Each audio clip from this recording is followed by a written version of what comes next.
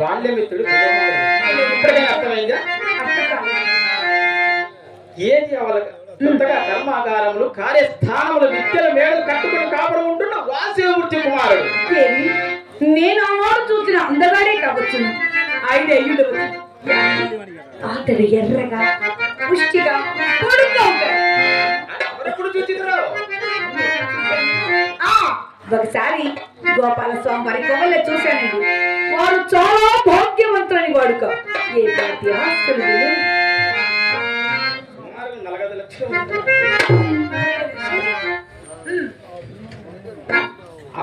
ఆ విలమంగుడు నేను సహాధ్యాలు ఆ దినములలో